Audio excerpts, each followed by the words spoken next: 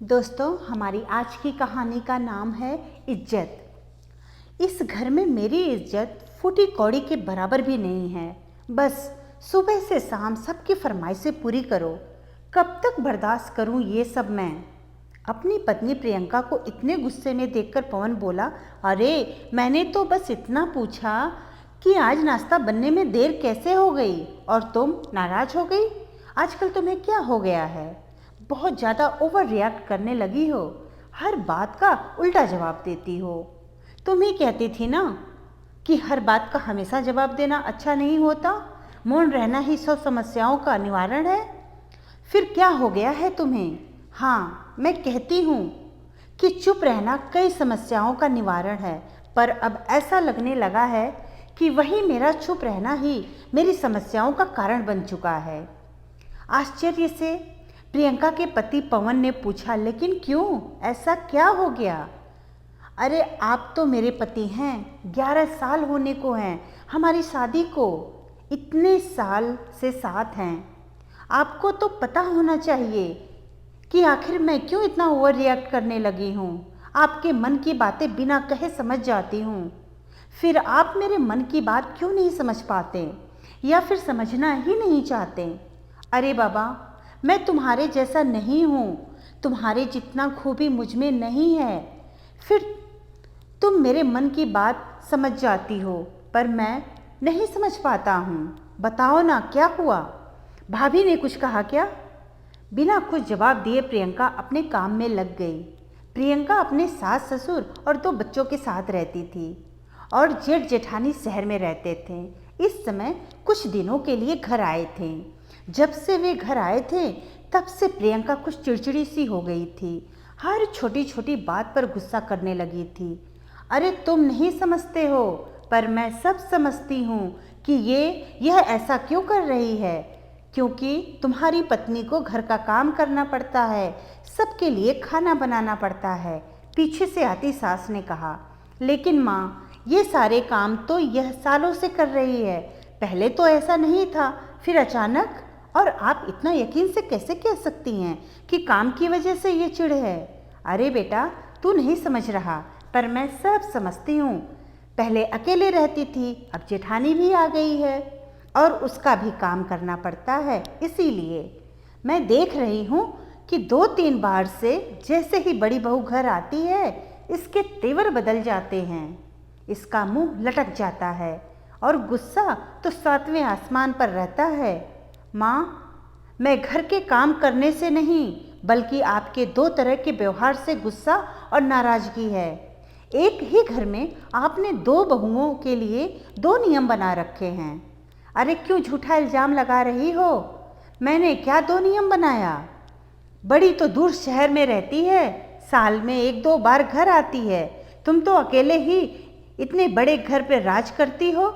वही तो मैं भी कह रही हूँ कि दीदी शहर में अकेले रहती हैं तो सब कुछ अपने हिसाब से करती हैं, और मैं यहाँ आप सबके साथ रहती हूँ, सब कुछ आपके हिसाब से करती हूँ।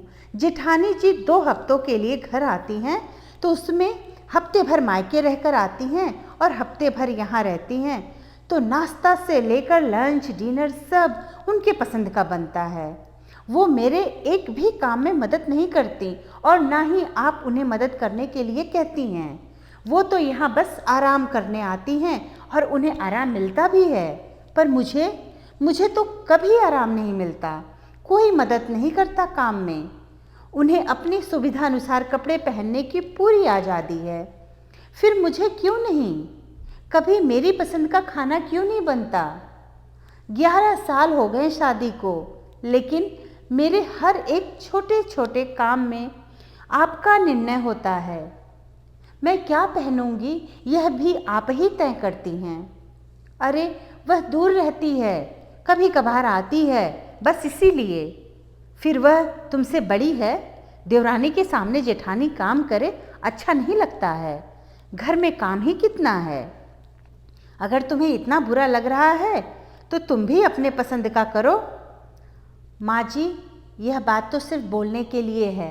आपको याद है पिछली बार जब बुआ जी पूरे परिवार के साथ आई थी तो सारा खाना उनके पसंद का बना था, बस एक घिया की सब्जी मैं अपनी पसंद की बना ली थी। तब आपने क्या कहा था उनके सामने ही कि तेरे मायके में यही बेस्वाद सब्जी खाने की आदत है क्या?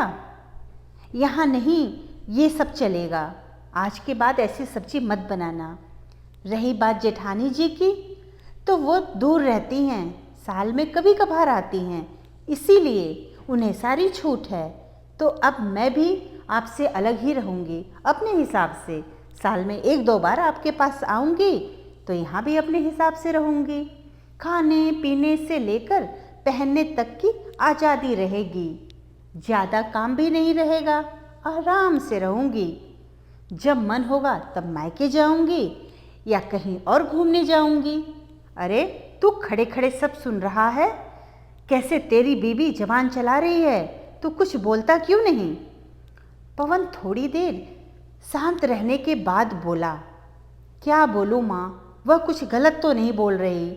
उसका भी कहना सही है कि अलग रहना ही ठीक है। अब सास फिर से कुछ बोलने लगी, तब तक जेठानी आकर बोली, माँ जी, प्रियंका का कहना बिल्कुल सही है। वह तो लगातार आपके साथ ही रह रही है, घर का सारा काम और आपकी सेवा भी वही करती है। फिर मुझसे ज़्यादा कहीं छूट तो उसे मिलना चाहिए। वो पूरा घर संभालती है। मैंने कई बार आपसे कहा भी, तब आपने यह कहकर टाल दिया कि जब वह कुछ नहीं बोल रही तो तुझे क्या इतनी पड़ी है। अच्छा हुआ प्रियंका जो तुमने बोला, क्योंकि जो नहीं बोलता उसे कुछ नहीं मिलता। चलो आज से जब तक मैं हूँ घर का सारा काम मैं ही करूँगी, तुम बस आराम करो। बड़ी बहू को ये सब बोलते हुए सुनकर सासू माँ भी बोल पड़ी, ठीक है भाई, छोटे मोटे काम मैं भी करवा दिया करूँगी। और रही बात कपड़ों की, तो तुम्हें जो पसंद है आज से तुम वो पहनो, मैं कभी कोई रोक टोक नहीं करूँगी। दोस्तों बड़ों का हर बात में जवाब देना अच्छा नहीं है, लेकिन चुप रह के गलत बातों को बढ़ावा देना भी अच्छा नहीं होता। धन्यवाद दोस्तों, कहानी अच्छी लगी तो लाइक और सब्सक्राइब जरूर करें।